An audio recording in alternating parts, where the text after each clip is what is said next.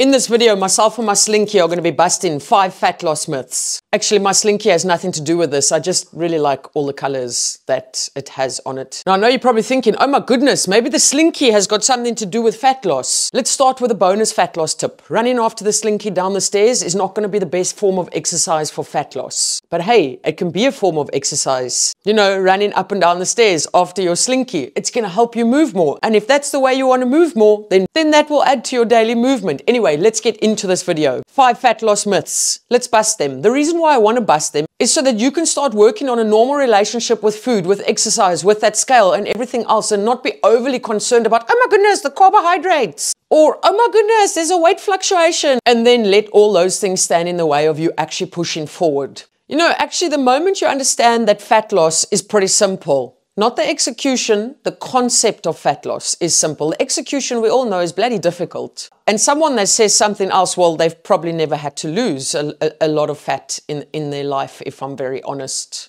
But anyway, we digress. Myth number 1, it's the carbohydrates that lead to fat gain. Incorrect. You see, it's not the carbohydrates as a standalone that's going to lead to fat gain. It's the overconsumption of calories in general. But let's explore a little bit further as to where that myth comes from. You see, for every 1 gram of carbohydrate that you consume, your body can potentially hold on to about 3 to 4 grams of water. As soon as you start consuming more carbohydrates, your body's going to hold on to water. That water then reflects on the scale as a weight fluctuation. And that's where people have been made to believe, oh my goodness, carbohydrates are bad for fat loss because look at that number on the scale. And guess what? The same happens when you're trying to lose fat and you cut out carbohydrates. As soon as you cut the carbohydrates out, your body then loses water. So what's going to happen? There's going to be a shift on the scale in a downward direction. That doesn't mean you're losing fat. That just means you're losing water within your body. So again, carbohydrates are not bad for fat loss. You can incorporate some of your favorite carbohydrates into your nutrition plan on your fat loss expedition and still see amazing results. I mean, why do you want to do that? Why do you want to be miserable and remove carbohydrates from your life? I mean, come now, guys, get with the program. Myth number 2 is that if you eat after 6 p.m. at night, or insert some random time there, that you can no longer lose fat. Because if you eat after a certain hour at night, that's where fat loss magically doesn't take place anymore.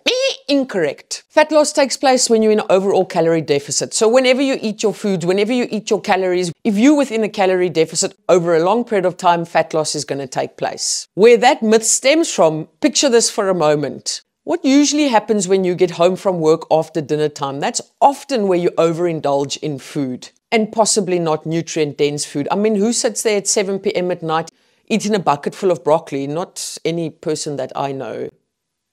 Maybe I don't know people that nibble on broccoli as a snack, but okay. You see, most of the time what happens is people will tend to turn to comfort food later on in the evening. And it's generally the comfort food that is higher in calories, and that's often the calories that push you out of your deficit amount into your maintenance amount. And that's where that myth stems from. Don't eat after a certain hour at night. You can eat whenever you want to, as long as you're within a calorie deficit. And again, your food choices at night are probably the thing that is pushing you out of your deficit, because most likely they're going to be higher in calories. So get that under control. Number 3, wait, cameraman, I'm over here. I don't have a cameraman because I'm, not that fancy yet. So I just push my chair around here. Myth number 3 is that fruit is bad for fat loss.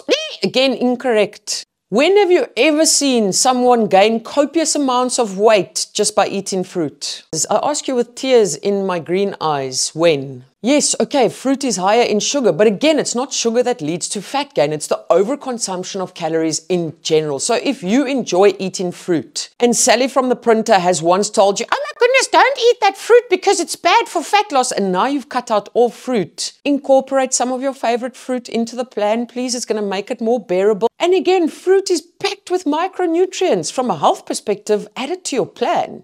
Again, I think you figure out what the common denominator is here, a calorie deficit, okay? So again, adding fruit into your calorie controlled plan, absolutely fine. And then myth number 4 is that hours of cardio is the best form of exercise for fat loss. Beep, beep, beep, beep, beep, beep. Incorrect. When it comes to exercise, add a form of movement that you enjoy doing, because this is something you're going to do for the rest of your life. When it comes to exercise, we need to look at incorporating exercise as a form of getting fitter, stronger, and just benefiting from all the amazing health benefits that come with adding exercise to your life. From a fat loss perspective, let's place emphasis on the food choices and the things we are eating and control that as best as possible, because that's really where your fat loss results are going to come from. If you want more information on all of these things, I've got a podcast that's got over 250 episodes, and I've covered all of these topics before. You'll learn so much if you want to. You can go to the Mandy Meyer podcast. That's if you want to learn some more. And then myth number 5, the myth that I cannot stand at all, is that the scale dictates your progress and you can only celebrate when you see a certain number on that scale. That's a car backfiring, Mandy.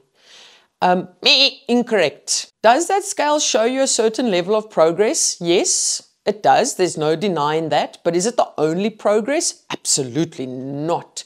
You need to look at progress from all areas of your health expedition. Your relationship with food, your relationship with your body, your relationship with exercise, the way you control yourself around certain foods. Has that improved? Has that got better? Your levels of productivity, are they increasing? Are your levels of energy increasing? Set yourself some performance-based goals. Are you walking a little bit further than what you used to walk? Maybe you're walking a little bit faster than what you used to walk. Maybe you're not so out of breath when you are walking. Maybe your clothes are fitting a little bit better. Maybe your skin is clearing up. Maybe you don't need to drink sachets and sachets of Gaviscon for your heartburn anymore.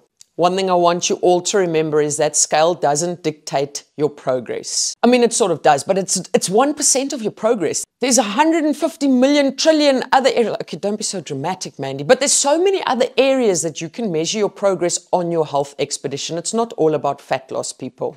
It's really not all about fat loss. A byproduct of living a healthier lifestyle will be fat loss. And the moment you start working on that shift of mindset, I can tell you now, there's amazing progress waiting for you, but you have to be willing and open to accept the fact that progress isn't only based on that number on the scale. That's it. Myths busted. Beep. Done. Sorted. Thank you for watching this myth-busting TED Talk.